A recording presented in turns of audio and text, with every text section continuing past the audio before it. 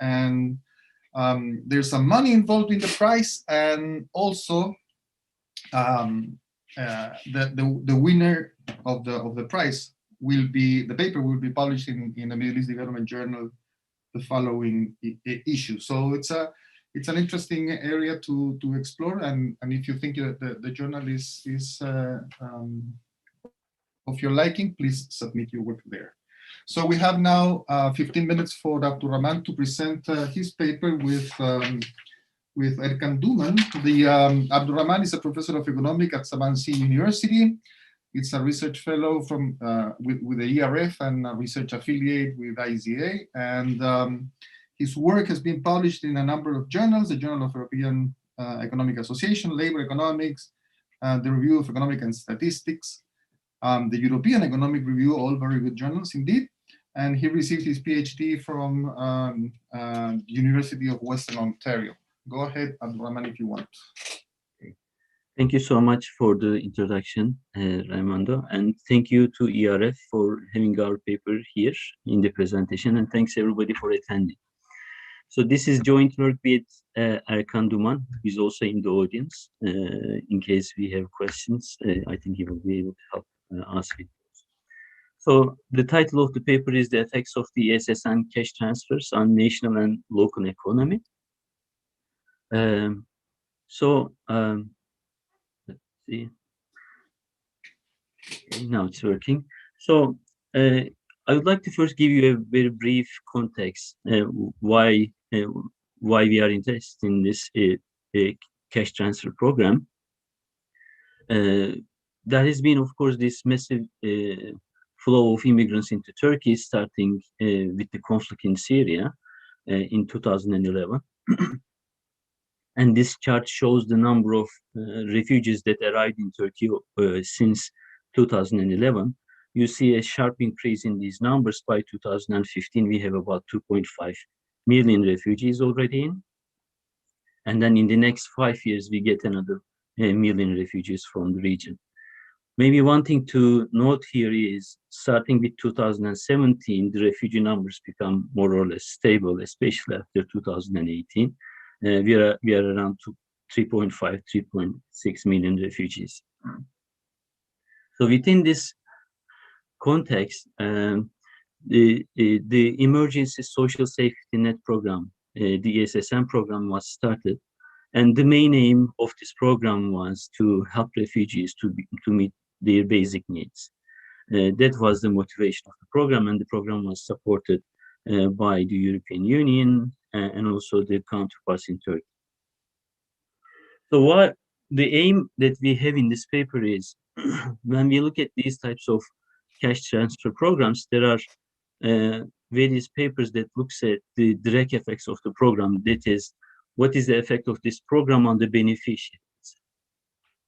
But usually there are these papers do not assess the indirect effects of these types of cash transfer programs.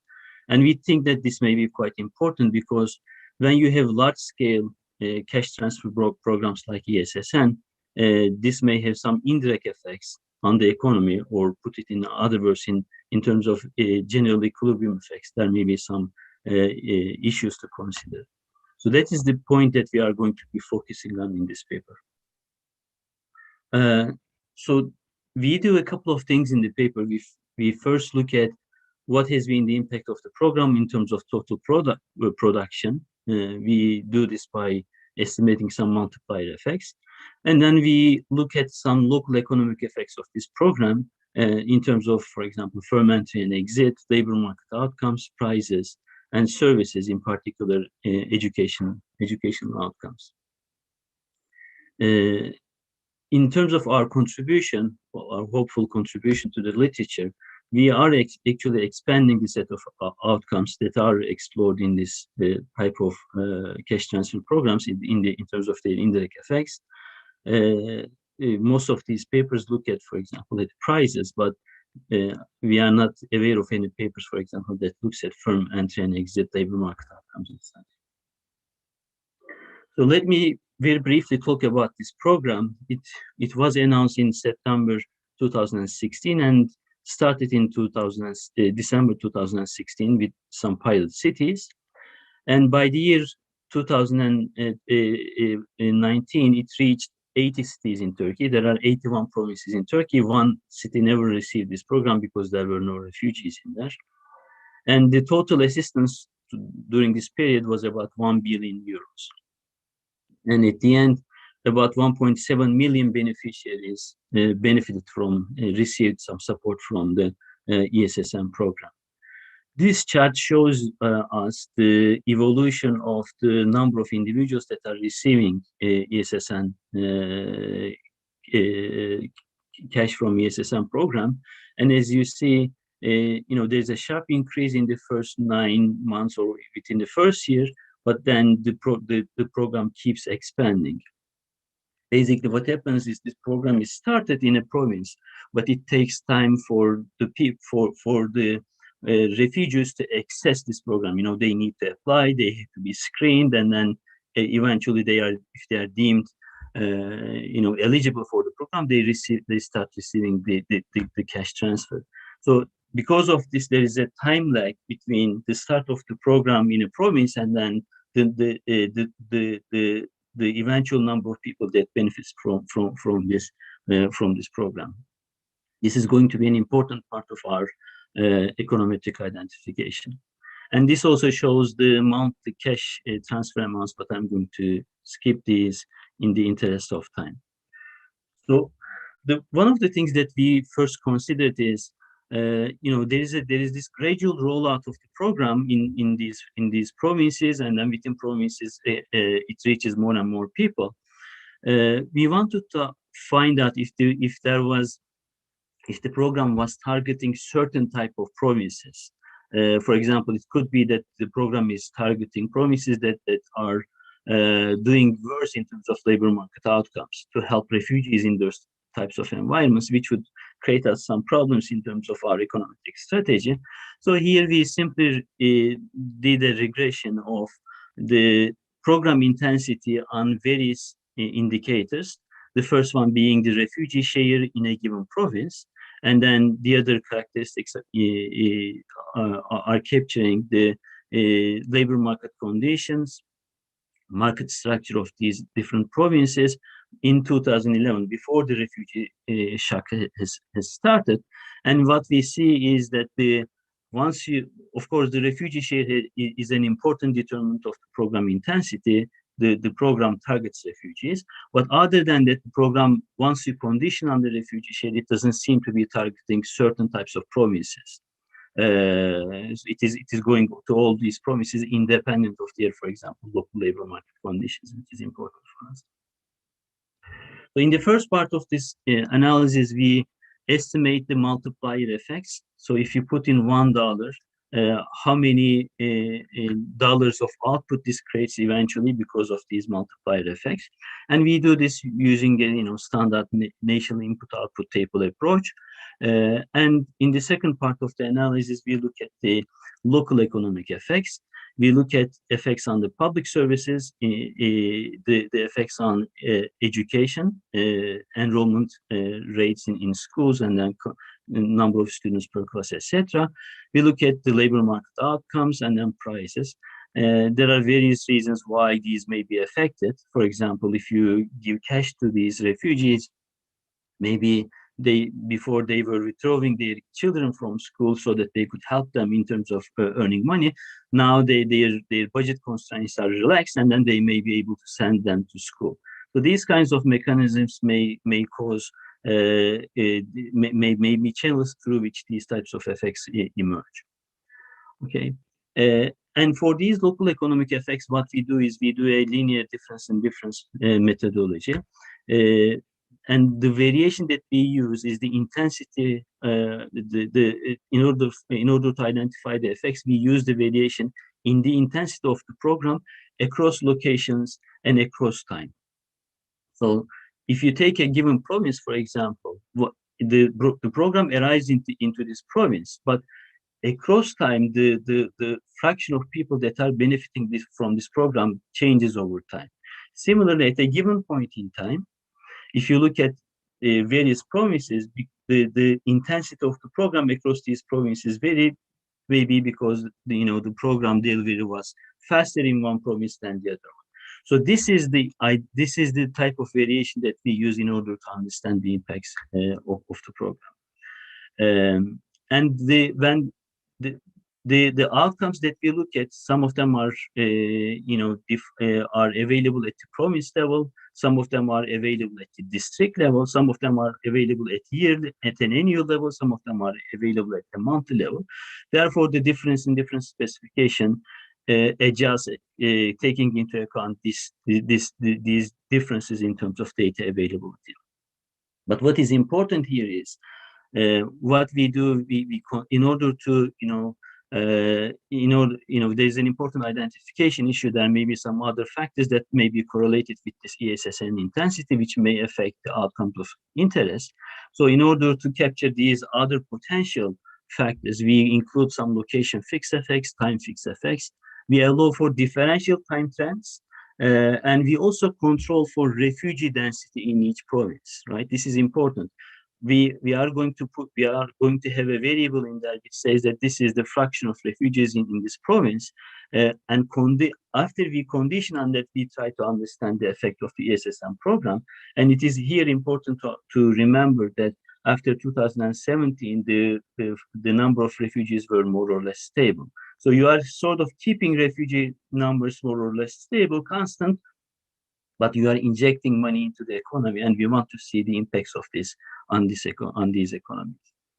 So we also do these local economic effects for 3 different regions to see some heterogeneity in the impacts.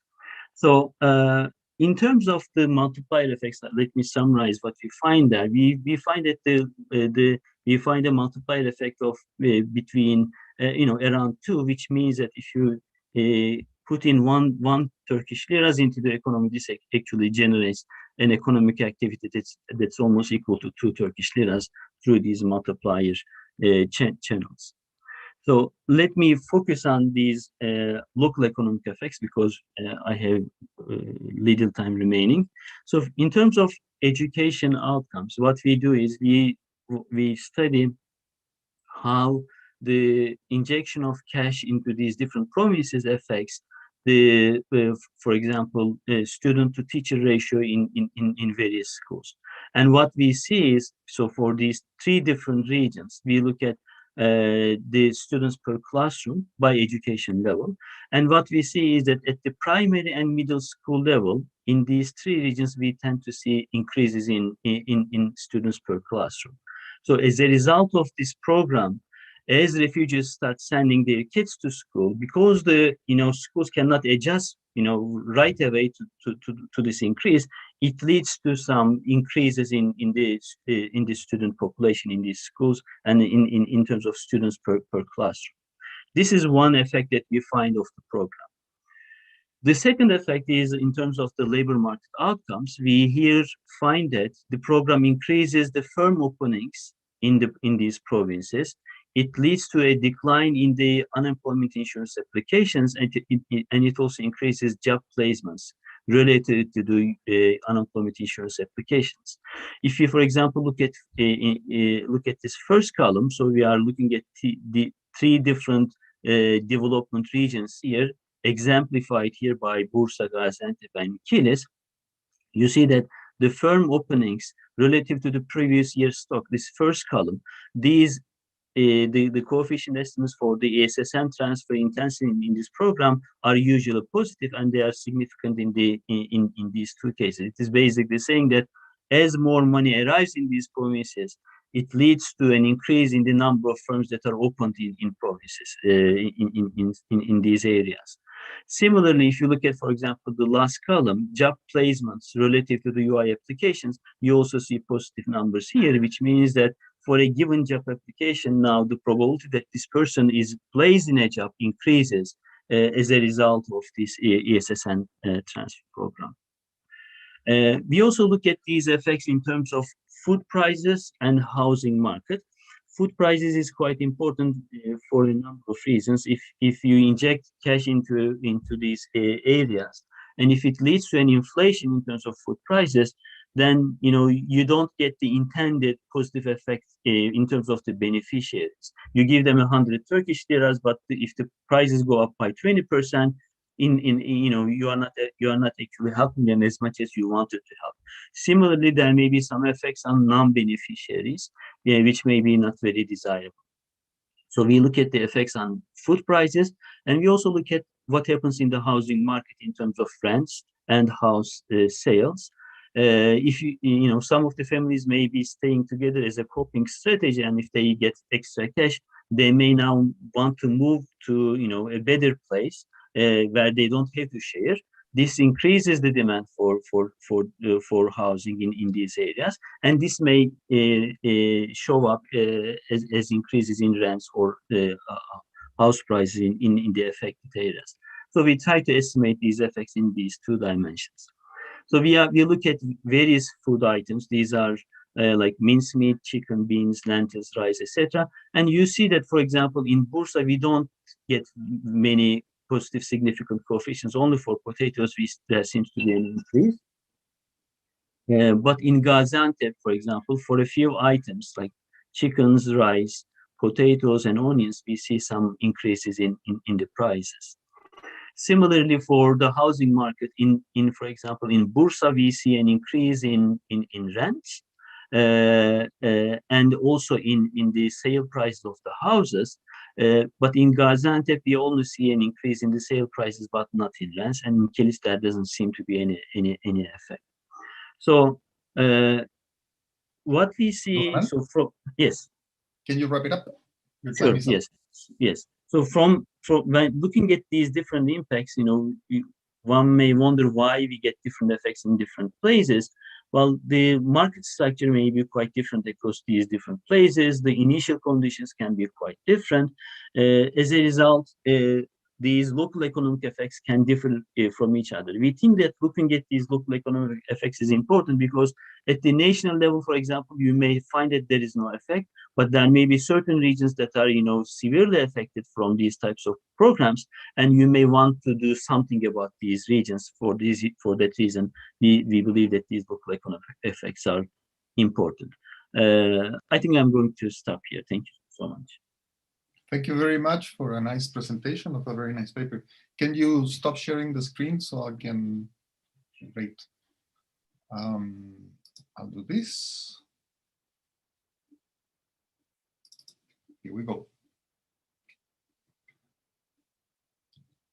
I don't know if you can see it, sorry. We can see it, Raimondo. You may want to make it into a full screen, but we can see it perfectly. I'm trying. Yeah. There you go. Okay, very quickly, so that I don't waste my time. Thank you very much for the presentation. This is a very nice paper, actually. The goals of the paper is to use spatial and temporal variation to estimate the impact of cash transfers on prices, firm creation, labor market, which is basically employment, not wages, and then the demands for services, which is education. I would have liked to see also health would have been very nice, because this inflow of refugees usually put some pressure on services like education and health. And health in this case would be an interesting case also, because migrants may have a very different health status than the local population. And the estimates, as you have seen, indicate that the program increases firm creation, reduces unemployment, increases the prices in some areas of food, rents, and housing, and there is a significant effect on education services. So this is a layman's view. I'm not an expert on cash transfers, much less on the Turkish and migration of Syrians into Turkey. But as a layman, I can say, bravo, great. This paper is spot on, is ambitious, and is ingenious. And what I like also is that it links the methodology and the results to previous research in other parts of the world. So great. We know what you do, and we know how it links to the literature, which is really important. And my hunch is that the methodology has potential use in other applications. So you can use it in other areas which are not necessarily into cash transfers assessment. So my first take on the paper is that this is a very good paper, and I think the authors have done a very good job. But then I have some questions. There is some distance between what the authors claim to be general equilibrium of these cash transfer programs and the fact that the difference in difference estimator is a local thing. It's not a general equilibrium thing. And some of the effects, for example, you don't find a price effect on the case of food, maybe because it's too local, and then the rest of the Turkish economy can actually cope with the demands of the areas in which the inflow of migrants is high, right? And so I would really like to see whether these effects are local or general equilibrium, maybe in the discussion more than the econometric area. The authors also claim to use the rollout of the program to identify the effects. But here, I think it would be easy. It would be nice to clarify whether I'm correct or not. Right? The difference in difference estimator is not a gradual thing. It's a one-step kind of shock, right? So either you have the cash transfer program or you don't, and then you have the effects. But it might be the case that as you're rolling out the program, indeed, the treatment is not a once and for all thing, but it gradually builds up within each area, okay? And therefore, it might be the case that it takes time to see the effects more than just one difference in difference kind of thing. There is a literature on slowly building different in difference effects that I once worked on. Now, two questions. What would be the outcome of slowly removing the cash transfer programs once, let us assume that the Syrian crisis is over and then the migrants, part of the migrants, are going to return to Syria? What would be the outcome of this removing the cash transfer program? Which effects are more permanent? Do you think that the labor market thing will be a permanent shock and that the migrants will never return to Syria basically because they found a good job? Or do you think that education will be sort of a pole of attraction that will keep the migrants in Turkey? I would think those are more permanent than, say, price effects. And therefore, perhaps an interesting discussion would be to say, well, if these effects are permanent, then people are going to stay in Turkey. They're not going to return to Syria. If these are transitory, once you remove the cash transfer program, the labor effect disappears or the education effect disappears, then people might return. Okay. And the last thing, I think you mentioned it at the beginning, but I'm not sure, the endogeneity thing. Wait, my time is up. Is it that the transfers are given to places where migrants are, or is it the migrants moved into areas in which the transfers are easy to find or more available? Okay, so the causality there is for me slightly confusing. But nevertheless, this is a great paper. I encourage everyone to read the paper. You will learn a lot, not only about the issues, but also about the technology on how to model these things. And here I stop. Questions? Can I respond, or should I wait for the other questions? Wait a second. Sherin, do we have questions from the audience or raised hands? I can't see it. That's why I'm asking. Oh, go ahead, answer. Or... Sorry, I'm here. I'm on mute. I can't see questions in the Q&A and I can't see raised hands. So I think we can move directly to the response. Actually, there is a question from Dr. Insan Tonali. How large is the cash transfer, say as a fraction of monthly income per capita, if possible? Or he'd like to have the floor, and I'm going to give him the floor to address. I think Abdurrahman can go ahead. Okay, so the cash transfer was about, first of all, thank you to Insan Hoca, thank you greatly to Raimundo for the comments. I very much appreciate it. So the transfer amount for the insan hoca's question, it was about 200 Turkish liras per individual, but this has increased over time. But if you consider that, you know, there may be multiple people, there will be multiple people in the household that are receiving this this cash transfer, you know, it becomes substantial, you know, in terms of, let's say, the minimum wage, maybe 30–40% of the minimum wage at least. So it is substantial from the household perspective.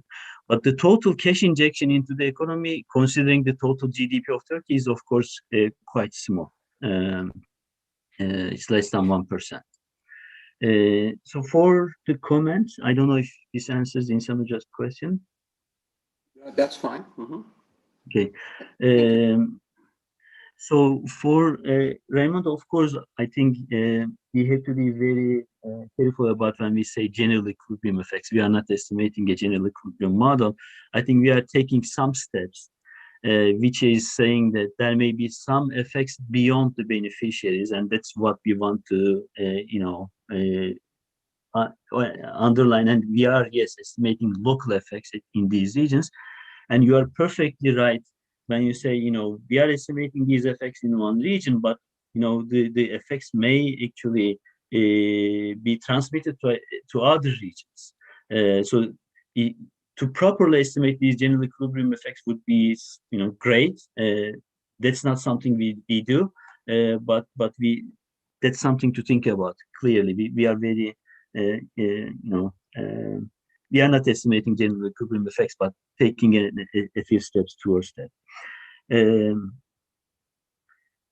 So can you go back to your slide? I'm trying to remember your second comment.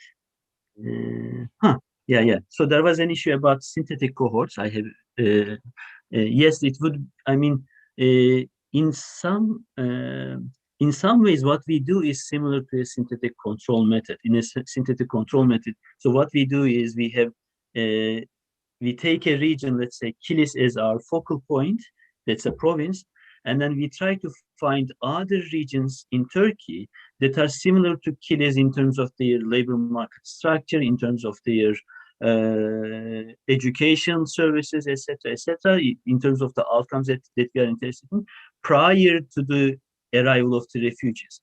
So it's not the, you know, we are not running a synthetic control command in Stata, but I think in terms of the logic, it is getting close to it, that it has that kind of a flavor. But I think it would be nice to also replicate these things with the usual synthetic control method. I think that's well taken. In terms of this program effect, right? In terms of the rollout, actually, so I think maybe I wasn't clear in the presentation. I actually didn't have a chance to discuss it, but maybe we are not very clear in the other parts as well. So we don't have a 0-1 dummy in terms of the implementation of the program. So the way that we define intensity is how much so we sum, for, let's take Kilis as an example, as a province. We sum up the total cash transfers in that year to Kilis, okay? And then we divide it by the GDP of Kilis in 2017. So in 2017, we have one measure. In 2018, we have another measure. 2019, another measure. So as more and more people become eligible for this program, that intensity increases. We don't have a 0-1 dummy, we have a continuous variable, and that continuous variable changes as the program rolls out, as more people are reached in that province. So in that sense, so I think we have that's why I say our identification uses time variation within a given region. Within a given region, as more and more people become eligible, that intensity increases. I want to clarify this. And at the end, at your last slide, yeah, what would be the effect of this if these people were to go back? Is a very interesting question. I think that we need to think about. I think that's also a very interesting and a very important question from a policy perspective. I mean, you cannot continue this type of program forever. At the end, you have to reduce it, and then what will be the impacts at the end? So there may be like, it's as it is increasing, it may be creating employment, let's say, but as you decrease it, will it lead to losses in employment? Is a very interesting question. But maybe it will, maybe it won't. Maybe during this time, these people may integrate into the economy, and then they may become less dependent on these types of transfer programs. So in that case, it may not have a very negative effects. So the positive effects may dominate, but we don't know the answer. But that's a very interesting question. But thank you for all the comments; they are all very well taken. Thank you very much for a nice discussion of the issues raised. Is there any other comment or question, or shall we move into the next? Yes, please. Yes, please, Raimondo. I think Dr. Insantonelli has got a follow-up on it, and he's enabled to talk if you'd like to have the floor. Can you hear me? Yes. Okay. This is a minor technical point, actually, come to think of it. But in the first regression, there was evidence that the rollout happened in certain places. There were some correlates.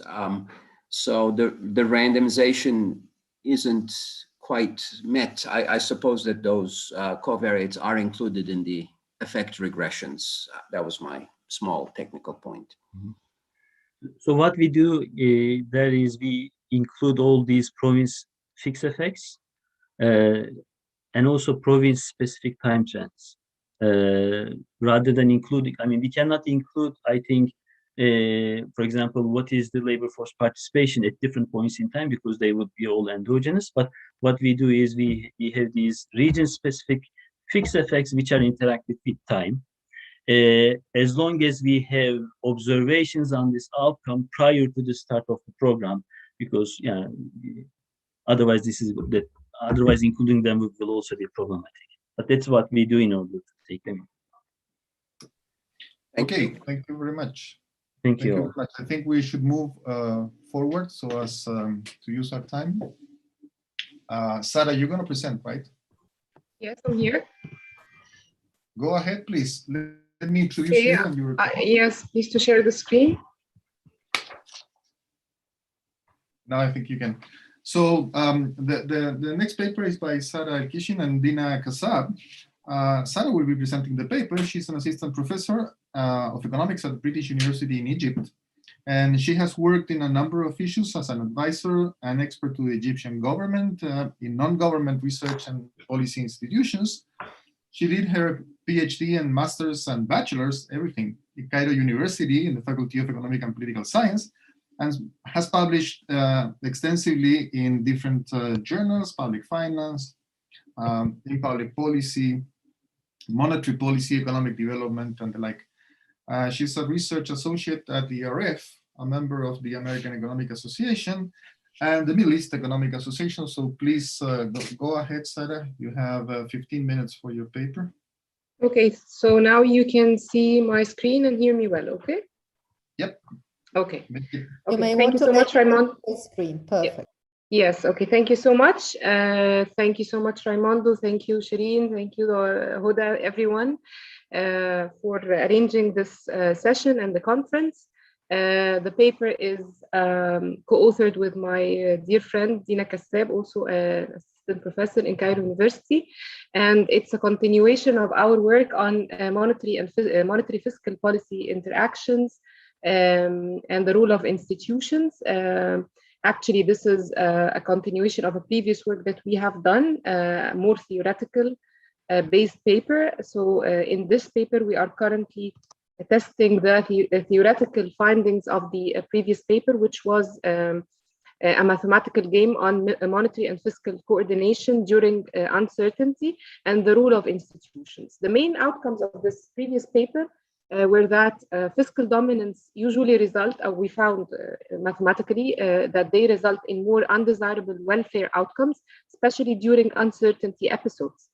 And in setups of discretion rather than rules-based setup. We also found mathematically that monetary independence can result in better immunity from politically driven fiscal interventions, and that, however, proper fiscal rules can substitute for low monetary independence. In the case of low monetary independence, if we have proper fiscal rules, it can act as a substitute, even if there is a dominance of a centralized political authority. Proper fiscal rules can increase immunity even under this setup. Of course, these mathematical findings have implications for emerging countries and developing economies, and for Egypt. Emerging countries and developing economies we usually perceive a fiscal dominance and discretion-based systems as more prevailing setups in such countries to secure growth rates and financing gaps. While Egypt might not be an exception. Egypt is an emerging economy that has been into a transition process that started in the late 1970s and has been subject to several uncertainty shocks and several repeated versions of structural adjustment programs that have usually the Egyptian monetary fiscal coordination setup has usually prioritized growth and financing gaps, often at the expense of fiscal and monetary discipline, except for very limited times of austerity programs applied for short periods of time, as we show in this paper. Our observation is that there continues to be a setup of fiscal dominance or a centralized authority coordinating both fiscal and monetary policy, and that these characteristics, together with the weak budget institutions and the high reliance on politically motivated discretionary interventions, result in unpleasant welfare outcomes in the Egyptian economy. So this would take us to our research question, where we extend our analysis and the findings of this mathematical game, and we ask two questions related to the Egyptian economy. How much have uncertainty adversely affected welfare outcomes in Egypt under the prevalent monetary fiscal coordination setup? And the second question is, to what extent did fiscal dominance and discretionary intervention in Egypt result in undesired welfare outcomes in normal times and during uncertainty shocks? Our methodology is twofold. It's first is an empirical evidence, and the second part is a narrative evidence. The empirical evidence is an interactive structural VAR model, modeling the monetary fiscal interactions during uncertainty, and a counterfactual model that calibrates the unrestricted VAR with a fiscal rule and the monetary rule in order to examine alternative welfare outcomes under counterfactual scenarios of either monetary autonomy or complete fiscal dominance. Our narrative evidence, we chronologically discuss the developments in monetary fiscal coordination setup with regards to specific points to show that, or to discuss whether fiscal dominance and dependence on discretion were predominant in Egypt, and how did it affect the outcomes, the macroeconomic and welfare outcomes in Egypt. The empirical analysis, this is a quick illustration of our model. It introduces a dynamic nature to the game that we have proposed in our earlier paper, using quarterly data on Egypt based on new Keynesian assumption. And these are the variables, the variable of endogenous variable, the vector of endogenous variables include the policy and the monetary and fiscal policy parameters. And there's the X is the vector of dummies representing an uncertainty shock, as we will explain it now. And then Z is a vector of exogenous variables that are included in the model, like exchange rate and political regime change and so on. How do we test for uncertainty? Defining uncertainty for this paper after reviewing relevant literature, we came up with our definition that corresponds to the scope of this paper. So we define an uncertainty shock as a sudden event that involves a major transformation in the ruling administration, the economic system, or the structure of the economy in a way that generates ambiguity about either future policy references or possible responses of economic agents to the new policies. So this is our definition of uncertainty in the scope of this paper. We parameterize it in our empirical model also based on the reviewed literature. There is there were a number of ways to measure uncertainty. We picked up the most relevant way in Caggiano et al. It was measured by uncertainty shock was measured by checking the unpredictable movement of stock market indicators. So we followed his approach, which was a dummy-based approach, and we constructed an uncertainty for Egypt based on the stock market index AGX 30. We primarily calculated the detrended. These are the steps using a monthly data set, and then we designed the uncertainty indicator that took a value of 1 whenever the standard deviations exceeded a threshold, which was 7.5 points, and 0 otherwise. The graphical illustration of the detrended variable is consistent with the uncertainty-inducing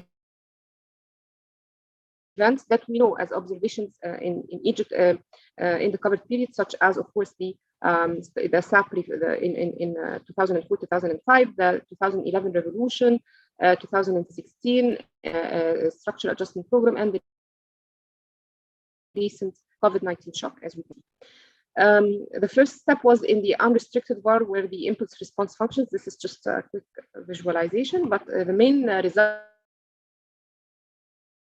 regarding the policy instruments' reactions to the output gap and the inflation, we found that monetary policy seems to react in a more counter-cyclical behavior to output shocks. Oppositely, fiscal policy instruments increases after an inflation shock, which suggests a weak counter-cyclical response, and that there is fiscal policy inertia. This weak response of a fiscal policy to output gap suggests this fiscal policy inertia. Actually, the results are intuitive under the new Keynesian assumptions of sticky prices and given Taylor rule assumption, and also the idea of time inconsistency of discretionary policy and the creative lags. Because fiscal policy responses do not start actually before the third lag, since discretionary interventions usually take time to pass, especially in Egypt, through the legislative process. This is particularly evident in the absence of strong automatic stabilizers, which is the case for Egypt, and these results also support the prevalent setup or the prevalent presence of more dependence on discretion. Also, monetary policy response would start in the third lag, assuming sticky prices, and that the transmission mechanism is relatively slow, through which the monetary policy starts to transmit through the market, which is also consistent with literature findings and proposals. Variance decomposition, a lot of findings, but the main findings were also affirming the inertia in the fiscal policy. It's clear that the budget balance explains approximately 53% of its own variation. Monetary policy appears to be relatively responsive to output gap, since changes in the growth gap explains about 8% of changes in the budget balance and 30% of the changes in the discount interest rate. And finally, the variations in fiscal policy appear to be driven by inflation, explaining about 20% of changes in the budget balance, while only 7% of the fluctuations of the discount rate.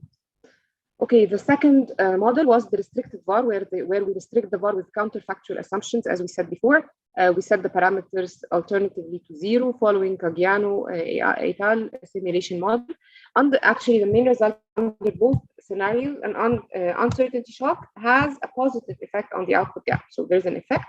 However, the magnitude of this impact is significantly higher when we are under a fiscal dominance scenario compared to a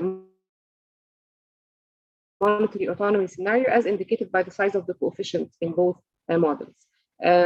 More precisely, in the absence of monetary policy, we can see that the contemporaneous effect of the fiscal policy on output gap is negative and large, which indicates a strong short-run counter-cyclical response to output shocks. However, this counter-cyclical response switches towards a pro-cyclical behavior in the long run, and this result is actually consistent with the previous empirical findings we found earlier in an earlier paper, that indicates that a fiscal policy in Egypt starts as counter-cyclical, but turns it changes to a pro-cyclical behavior after exceeding a specific deficit threshold. Regarding the opposite scenario, which is in the absence of fiscal policy, monetary policy appears to be more responsive to uncertainty shocks and in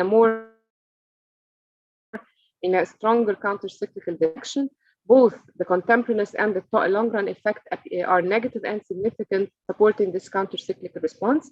And this again reaffirms the result that fiscal dominance and the long-run pro-cyclical fiscal behavior in Egypt have indeed played a role in impeding monetary policy effectiveness in stabilizing the economy during uncertainty shocks. Okay, the narrative evidence, which is a chronological plot of the developments in monetary fiscal coordination setups during in Egypt since the 1990s. We focus on specific, or we spotlight specific points during this time, which were during the adoption of structural adjustment programs or during political or economic disruptions or times of uncertainty, as per the earlier definition. We have three main elements to say here. First, that de jure institutions versus the de facto practices in monetary fiscal coordination. De jure monetary policy, legal and institutional framework has developed over time in Egypt, starting the 1990s. The legal and the institutional infrastructure has already developed, the banking sector, the financial structure, starting the 1990s. However, despite this development, still, there is a setup of fiscal leadership, and the de facto practices of monetary autonomy were very limited in Egypt during this study period, except for shy attempts during, or incomplete attempts or incomplete episodes, were mainly during the periods of having a World Bank or an IMF or whatever structural adjustment program, that they were not sustainable. After the program is realized, after or materializes, we go back to this politically driven fiscal leadership model, where monetary policy stays as a follower or acts at lower degree of independence. The second part, which is the rules versus discretion, it's evident that in the Egyptian economy, there is a high reliance on discretion.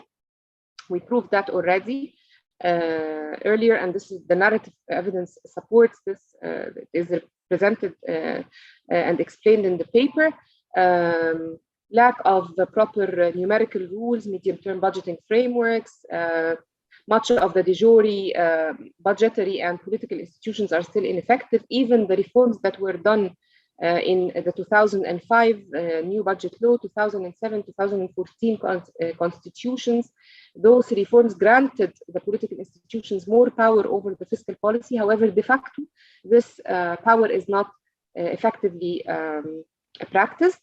And this resulted in high dependence on discretion by the political authorities responsible for the fiscal policy in Egypt. The third element here is policy. Excuse me? Sorry, your time is up. Can you wrap it up? Okay, the third thing is the policy coordination during the uncertainty shocks. We discussed this also, that during uncertainty shocks, the monetary dependence appear more during these periods, and the fiscal dominance appear, and this was very much evident in 2011 through 2016. We had no significant monetary policy interventions. However, this was clearly reversed starting the 2016 reforms, where we had more active role of the monetary policy. That was very much clear in the post-COVID-19 shock. We had very strong monetary and fiscal counter the shock, and more accommodative monetary policy, and so on. And this would take us to our overall conclusion, that this long-standing practice of the de facto fiscal dominance resulted in bad welfare outcomes and macroeconomic outcomes, that they should be reversed, and that the fiscal dominance setup become more evident during uncertainty periods, and that the recent adoption of the structural reforms empowered the role of the central bank. However, being part of this program, the sustainability of these policies post the materialization of the program is also at risk. We need to secure the outcomes of this reform and the outcomes of this increased monetary autonomy through the proposed policies, which are first imposing a strong commitment-based monetary policy framework that would decrease time inconsistency and limit politically motivated misuse of fiscal tools, and enhance credibility, of course, in monetary and fiscal authority. Benefiting from the realized gains is evidently important, sustaining them. And of course, finally, it's very important that accommodative fiscal and monetary policy that are done now as part of the COVID-19 countermeasures should be done in a timely yet cautious manner and within a proper setup of institutional guarantees, not only to ensure the sustainability of the realized gains, but also to avoid future structural imbalances that would persist regardless of cycles and crisis times. Thank you so much. Sorry if I exceeded time. Thank you. Thank you, Sarah. Can you stop sharing your screen so that we can move on? Thank you for a nice presentation of your paper. As you can see, it is a long paper with a lot of topics in it. So I know that you actually did a very good job in trying to summarize this in 15 minutes, which is a challenge. Let me share my screen with you, and I hope you can see it. I have 5 minutes for comments, and the first thing that I would like to say is that the goals of these papers are to make an empirical examination of the macroeconomics of Egypt, fiscal and monetary policy in the last 30 years, more or less. There have been several reforms attempts since the 1990s. Uncertainty, shocks, and political disruptions, especially the Arab Spring, are pervasive and have an impact on the way in which policies are conducted. They would like to take a look to fiscal dominance, or the presence of a centralized authority capable of coordinating fiscal and monetary policy. And the observation is that growth and financing gaps are prioritized over fiscal and monetary discipline, and therefore it might be a welfare cost into that. So the research questions of the paper are two. How much have uncertainty shocks adversely affect welfare under the prevalent monetary fiscal coordination setup? And two, to what extent did fiscal dominance and discretionary interventions in Egypt result in undesired welfare outcomes in normal times and during uncertainty shocks? So as you can see, this is a very ambitious paper, very ambitious. So in order to answer that, they build an interactive structural VAR model to model the monetary fiscal interactions, and they use counterfactual scenarios to assess welfare and discuss monetary autonomy versus fiscal dominance. Then they have a narrative piece, which by itself is a paper, a narrative piece that supports the notion that fiscal dominance and the reliance on discretionary intervention are predominant, and the results indicate that uncertainty has adversely affected welfare. Okay, and this is consistent with the theoretical model they have. So this paper is all about uncertainty, and unfortunately for me, it's a very uncertain paper. And the things that make the paper uncertain when you're reading it are the following. It's very hard to understand the paper without the model, and the model is in another paper. Okay, so when they are referring to the model, they actually give you some hints on what it is, but it's very difficult to assess. It's a game theory model, but we don't know what type of game is there. It comprises rules, institutions, monetary and fiscal coordination, reforms, and uncertainty. This by itself is an interesting topic. I couldn't find the other paper. I tried to trace it down, but I only found the abstract of the paper. The reforms were implemented when there is fiscal dominance and reliance on discretionary measures, and these are words for decreasing, and they talk about parameter uncertainty, which for me was very difficult to follow in what sense they were talking about. Then there are reforms implemented when there is central bank independence and disregard of fiscal concerns, and all this is mixed up in what is called fiscal rules and commitment, benevolent and coordinating authorities, second best policies, and credibility and timing consistency. As you can see, there are all sorts of topics in this paper. So for me, it's confusing what are the contributions of the paper at this point, and it needs really to be reshuffled to understand what the contributions of the paper are. One thing that needs to be specified properly is uncertainty. One way to look at uncertainty are shocks, either variability or volatility, or shocks variances under a known structure. That will be a la Sims or a la Lieber, right? The other form of uncertainty is Knightian uncertainty, when there is an unknown underlying structure of the economy. We don't know if the economy is changing the underlying structure, or just that we have a shock and the economy needs to respond. And the third one is they talk about strategic uncertainty, and that is not very clear how it interacts with the other two, and when the paper is referring to the first, the second, or the third form uncertainty. So uncertainty needs to be clarified throughout the paper.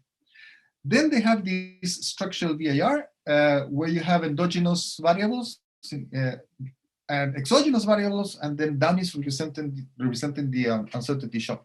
Here I have some questions. They use the discount interest rate as a proxy for the monetary instrument as an endogenous variable. If it is endogenous, how can it be a monetary instrument? That connection for me is difficult to understand. The second one is that they use these exogenous variables, which include the real effective exchange rate. From my point of view, it's not exogenous.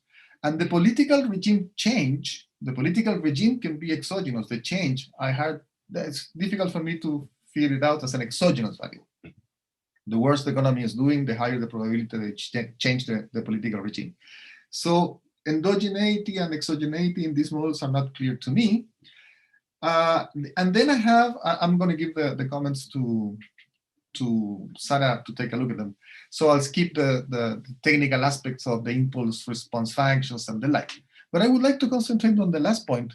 I couldn't understand what is we design the following sentence, and we design a counterfactual scenario and calibrate our model with a fiscal rule and a monetary rule. There are a lot of different fiscal rules, and the devil lives in the details. You can have a debt rule, a budget balance rule, an expenditures rule. You can have one rule, you can have many rules. Some countries have two rules in typically a balance rule and an expenditure rule, or a balance rule and a debt rule. So it's not clear to me what you do when you do the fiscal rule in there. And the same for the monetary rule. You can do inflation targeting, you can do price level targeting, you can do fixed exchange rate and allow the monetary policy to be quite endogenous. You can have a dirty floating, you can have a free floating with complete control. So there are a lot of things in the paper which are not properly defined and makes it very hard to read. That's it. I don't want to swallow a whole time. So I open the floor for comments and then allow a few minutes for Sarah to answer the comments and the questions from the floor, if there is a question. 1, 2, 3. Sarah, go ahead. Okay, you hear me now? Yes. Okay, thank you so much, Raimondo, for the constructive actually comments that will, of course, add to the further development of this paper. Okay, linking to the theoretical paper. I'm not sure if it was not we didn't make it clear enough in this paper, so we can revise this part and maybe write a part from the theoretical game and maybe refer to it more. The paper is currently in the pipeline, so we can share it with you also for further reference. Okay, regarding the contributions of this paper, it's not just about examining the results of the mathematical games. The main contribution of this paper is that the findings of the mathematical game are very much relevant to the structure of the Egyptian economy. As an economy that has been dominated with a big scene of discretionary fiscal dominance since the 1990s and until now, we have repeated attempts of making reforms, and these reforms were usually incomplete. And this is the question: why were the reforms in Egypt incomplete? What was the problem? The problem is that we make a reform, we give the monetary policy the good power and authority during this reform program, and then once the reform is materialized, we're back to our old setup of fiscal dominance, political interventions, and so on. And then the reforms are not sustainable. And then once we are hit with a shock, like 2008, like 2011, revolution or the Arab Spring, and so on, this very strong prevalent setup of fiscal dominance results in bad welfare outcomes. We believe that this was a contribution in itself to examine how this empirically was this the case or not, and to focus on periods of uncertainty episodes in Egypt. And the idea of having the counterfactual scenarios, you were asking about the scenario, is that we have a rule, we have a policy that is reflected by a policy instrument, and we assume that this policy instrument in specific is zero, is null. So we didn't choose other options or other, but this takes me to your fifth maybe point or something.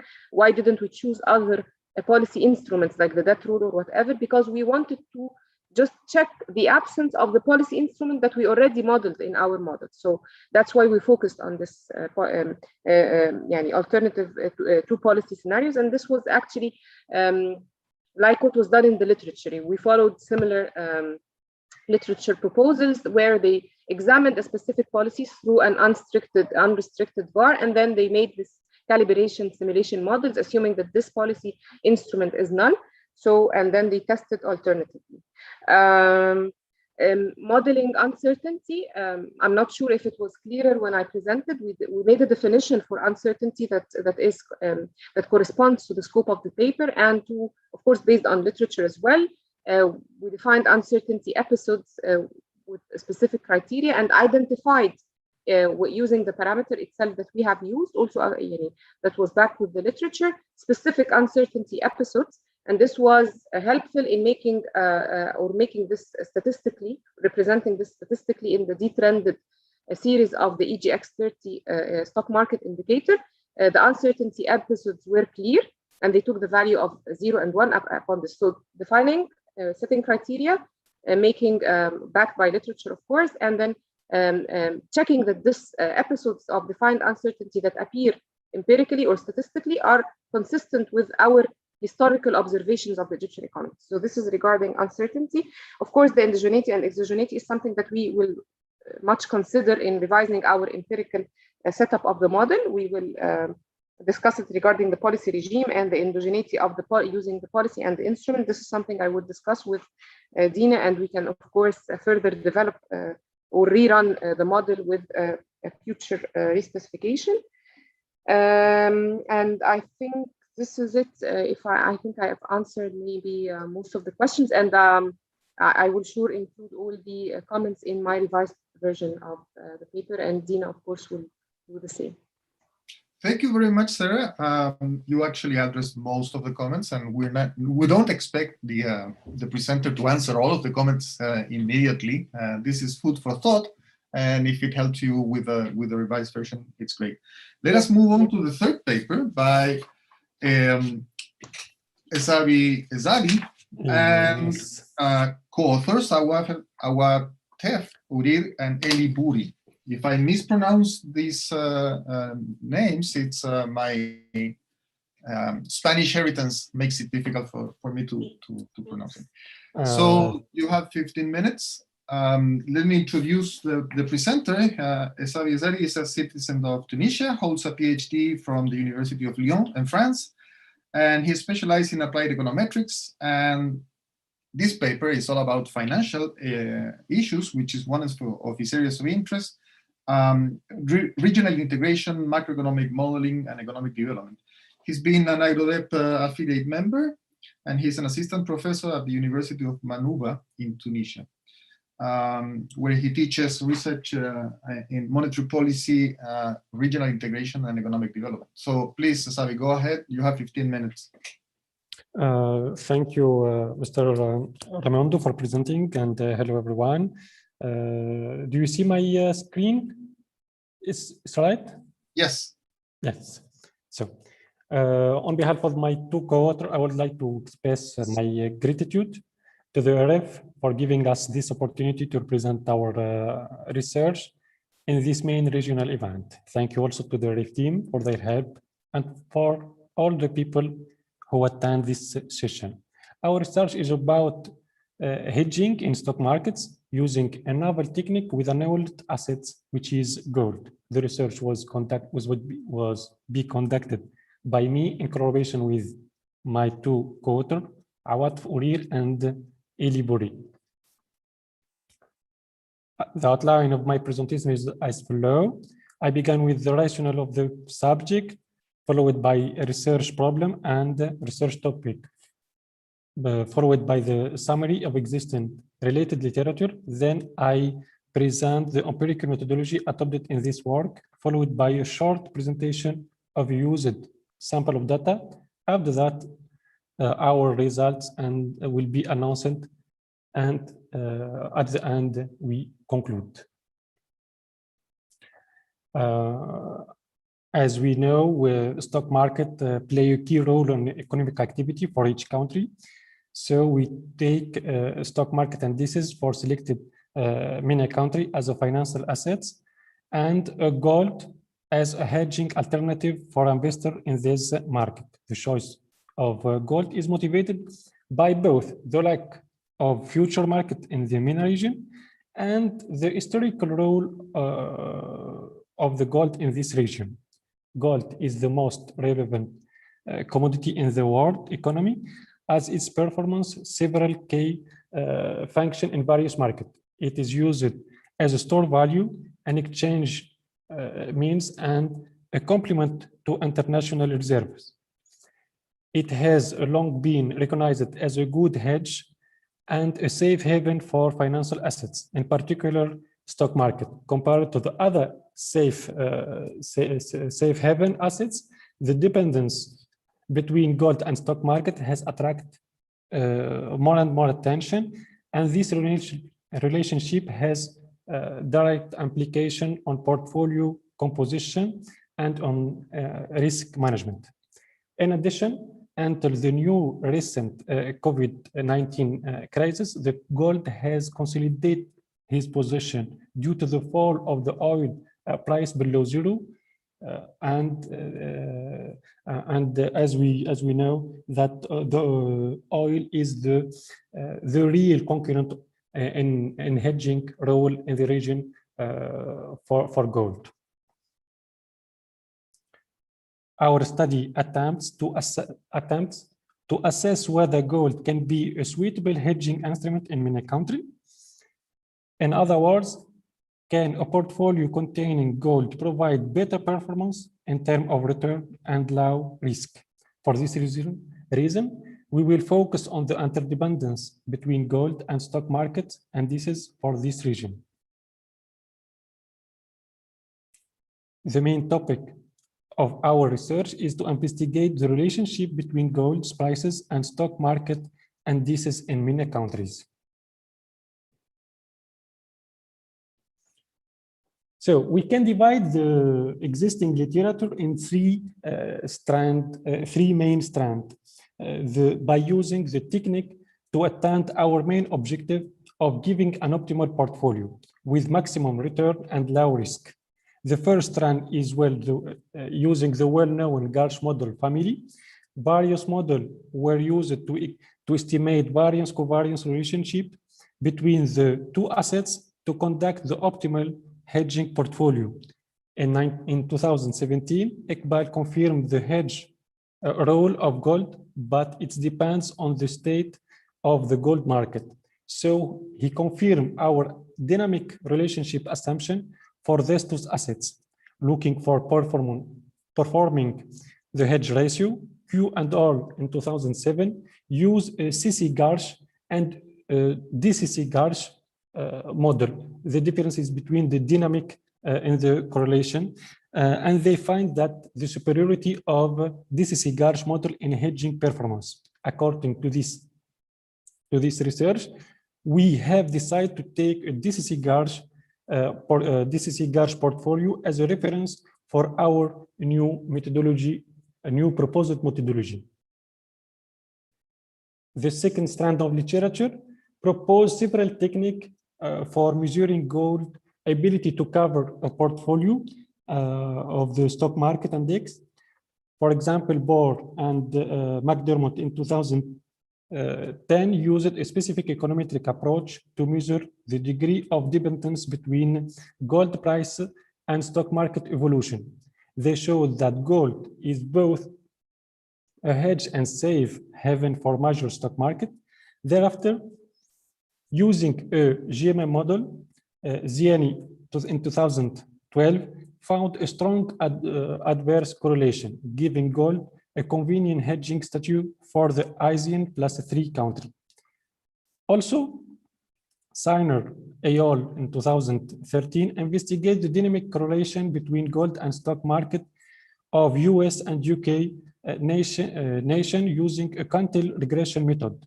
They found that also gold can be regarded as a safe haven against exchange rate for both countries. Recently, in 2019, Tiwari et al. Suggests that gold may be a hedge for stock during the pre-crisis compared to the post-crisis period. The last third of strand of literature uses the well-known frequency approach to measure the relevance of gold in stock market portfolio. Baroniki et al. By employing a time frequency approach with a wavelet methodology analyze a dynamic correlation, especially between gold and stock market. And they used the volatility and the DCC-Garch approach for comparison these two results. Bouri et al. In 2017 applies a frequency approach to check causality dynamics between gold and Chinese and the Indian stock market. They found significant bidirectional effect between both series in both high and low frequency, suggesting an unstable feature of gold as a refuge value. However, using a hybrid wavelet-based dynamic conditional correlation approach, Bhatia in 2020 investigate the dynamic relationship between precious metal like gold and other and stock markets in the time and frequency domain for major developed G7 and emerging BRICS nation. Their results suggest that the DCC between series varies with timescales in terms of persistence and strength of the relationship. Now we move to our empirical methodology. We introduce first the reference model, our reference model with the well-known DCC-Garch, introduced by Engel in 2002. This model is well used in financial time series due to its ability to model both clustering volatility and the dynamic relationship between assets. Here, as we can see, we have a vector of assets composed by both stock market index, stock market return index, and a gold return. With the proposed model, we estimate at the end our dynamic correlation between these two assets. On the other side, the frequency analysis gives us the more flexibility in analyzing dynamic relationship between assets. The spectral analysis plays the role of the prism against the white light and decompose each time series xt in 7 series where each series contribute where each series describes the behavior for a specific term. The low frequency gives the behavior of the series for the long run, while the high frequency describe that of the short run. Then, after collecting coherence, the dynamic correlation by the DCC Garch and the dynamic coherence for the evolutionary spectral analysis, we can construct and estimate the optimal portfolio by applying this variance reducing hedging strategy.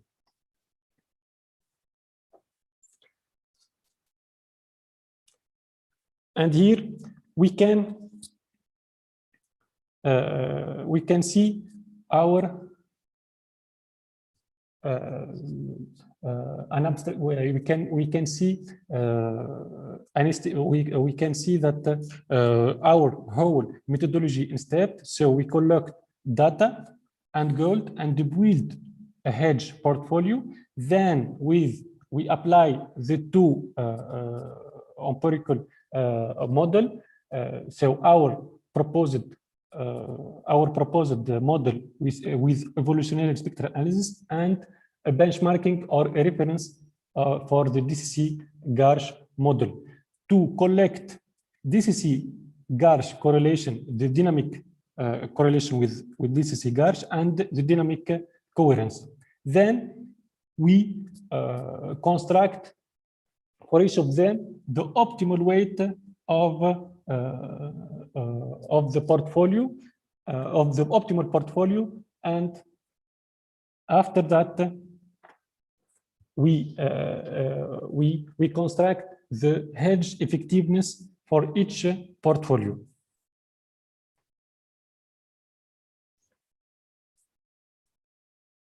Our database is composed for 8 stock market indices, namely Tunisia, Egypt, Morocco, Jordan, United Arab Emirates, Saudi Arabia, Qatar, and Oman, spanning the period of at least 20 years.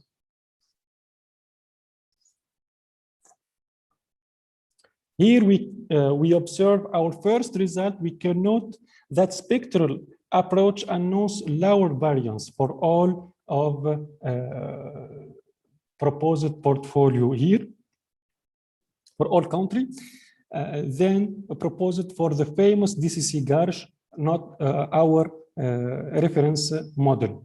However, by referring of this two indicator, so if we include also the return indicator, the study country can be split into 2 subgroups. The first group is include Tunisia, Oman, Qatar, Dubai, and Saudi Arabia, which characterized by that the result prove the total superiority of the spectral analysis in terms of high return and low variance.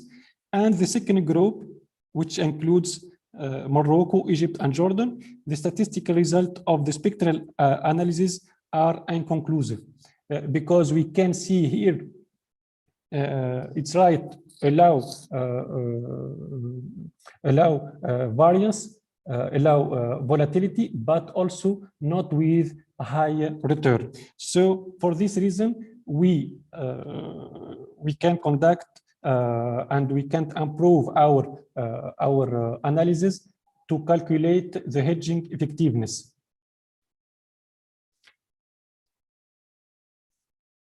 For this table, we can say our main result in this paper. So we can here announce the total superiority of our proposed technique for all portfolio in all markets for MENA for MENA economy. we can see here that the hedge performance is more bigger than employed for the spectral analysis compared to the DCC Garch one.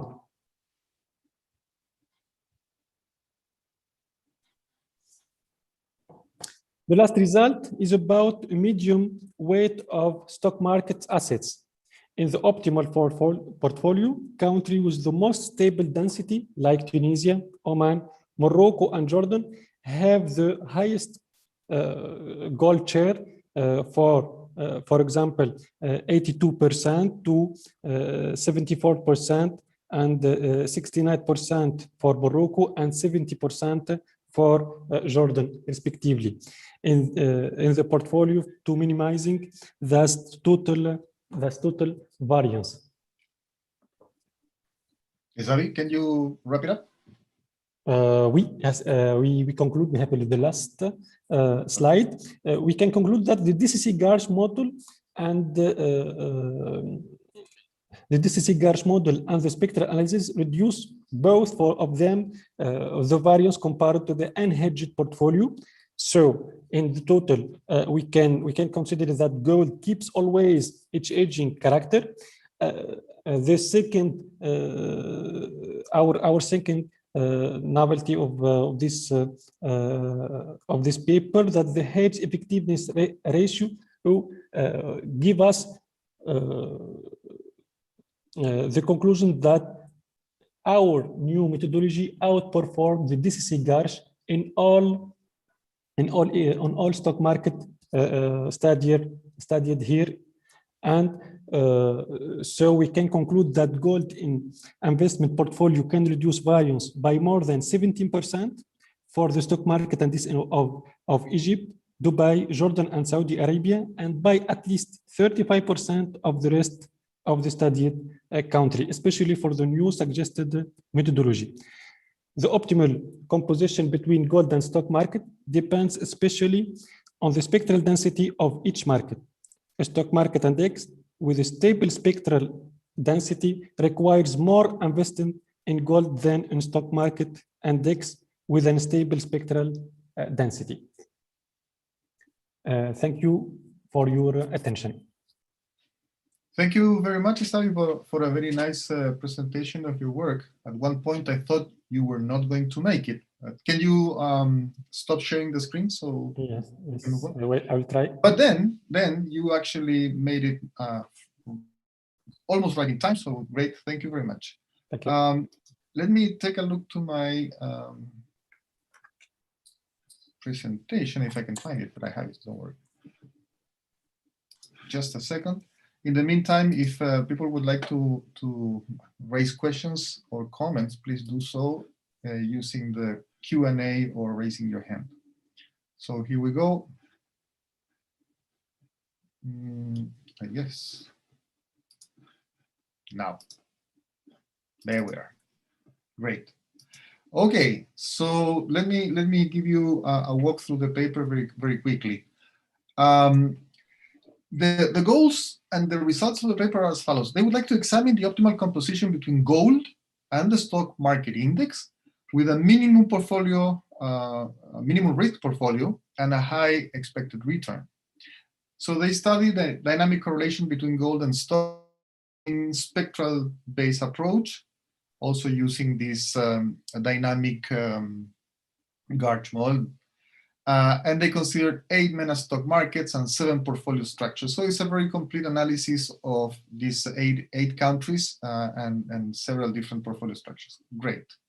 The results shows that the spectral-based analysis outperforms the conventional DCC Garch method, and that the optimal gold stock composition depends on the stability of the spectral density of each stock market index.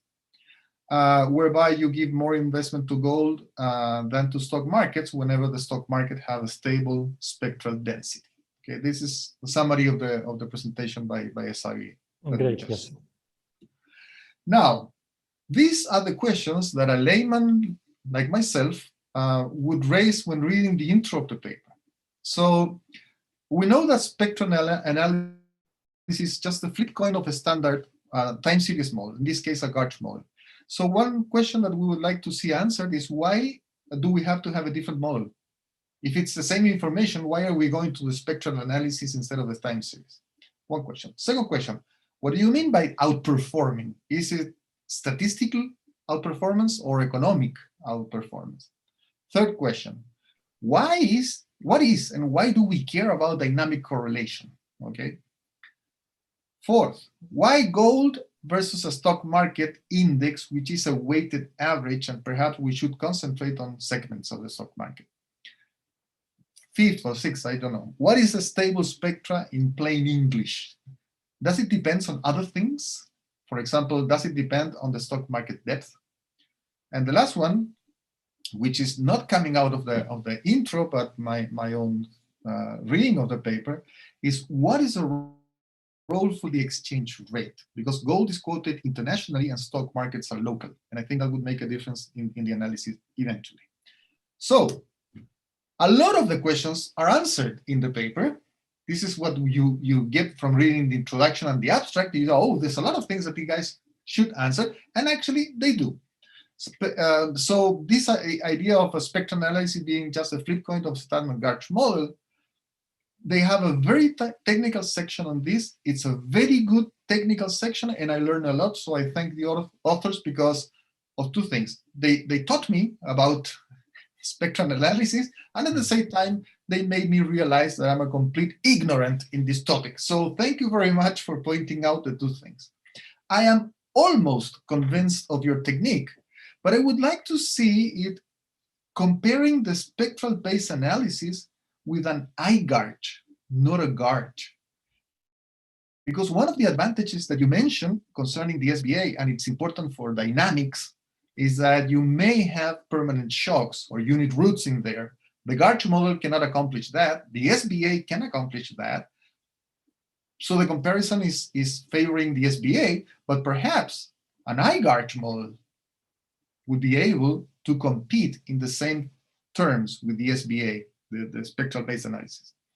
I'm almost convinced. But anyway, this is a very good section on why SBA and not GARCH. And the presentation was actually very good and made very clear what is being discussed there. Now, some questions remained unanswered. Why gold versus a stock market index? Indices tend to have non-traded shares and a lot of dead weight, at least in my recollection of the Latin American indices. There's a lot of shares that are not being traded, actually. So perhaps you should focus on a subsample of most traded stocks, which have a different variance, a different volatility, and a different return. In particular, why not concentrating on tradable industries, on stocks of tradable industries? And I will go back in a minute to that topic. The second thing that I would like to be put in plain English is, what is a stable spectrum? Okay, because it comes in the paper as that, but I thought maybe the spectrum is not stable, basically because the stock market is not very deep. Okay, so is there any connection between the two things or not? Or what is it, stable spectra in plain English? And the last one is the following. Gold is quoted internationally. Stock markets are local. So when you're trying to hedge, I guess, when you're trying to hedge, the paper looks at returns in gold and returns in the stock market.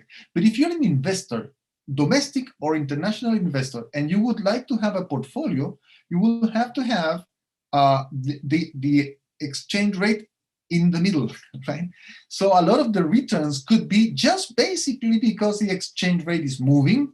Not the case in many of the countries in the sample, because the GCC countries have a hard peg, so there is no risk coming from the exchange rate. But Egypt is not the case, and I guess Tunisia is also not the case, right? So you have a source of volatility that is not accounted for in the analysis and might affect the results. But apart from this, unanswered questions to a layman like me, this is a very interesting paper, and I think it would make a really interesting contribution to the literature. Thank you very much for that. Thank you, Raimondo, for this interesting comment. It's very rich, and you have a deep vision in this paper. So let's begin with some comment that I took. So the first one is about that our proposed method outperform it is statistical or economic science. Here, the paper is more statistic than economic, have a statistical and econometric present econometric tools than an economic or financial one. So we look after performance in terms of hedging effectiveness. So how can we reduce volatility and keeping a reasonable return? So that's the objective of the dream of investor to get money with a low risk. So the proposed this paper is give a proposed a new methodology, apply a new methodology, and the literature that propose one who give the composition, a new composition of portfolio that outperform in terms of statistic and not in economic way. The economic sense, it's approved by the whole literature that gold play a key role and a hedge role for investor, especially in stock market, in the total of the not only on the MENA region but also in developed and in developing country. This is for the first point. The second one, when you what is the care about dynamic correlation? As we know that financial and especially market are always dynamic, and we have especially for our recent decades that more and more increases become more and more present in our lives, and that's why this crisis will affect everything, relation between assets, also the volatility, and that's why we find volatility clustering in stock market, and we can see this issue more and more in all markets.